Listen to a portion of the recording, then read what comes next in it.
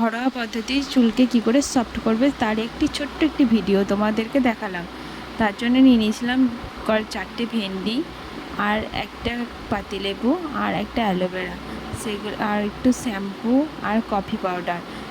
অ্যালোভেরাগুলোকে piece piece করে কেটে, ভেন্ডিগুলোকে piece piece করে কেটে মিক্সিতে পেস্ট করে তার মধ্যে দিয়ে দিলাম একটু কফি পাউডার, একটা শ্যাম্পুর পাতা। যার যেমন চুল সে সেরকম শ্যাম্পু দেবে, যার বড় চুল সে 2 পাতাও দিতে পারে। তারপর একটা কাগজি লেবু, আর আমি যেহেতু অসনিহাল তেলটা ব্যবহার করি সেই জন্য একটু অসনিহাল তেল, তোমরা নারকেল তেলও দিতে পারো।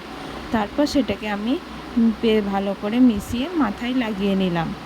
মাথায় ভালো করে লাগাতে হবে, একটু ভেতরে যাতে ঢোকে, গোড়াতে গোড়াতে যাতে পৌঁছায়, তার জন্য আমি ভালো করে পুরো চুলটাতে আমি এরকম করে আস্তে আস্তে লাগিয়ে নিলাম, দেখতেই পাচ্ছ।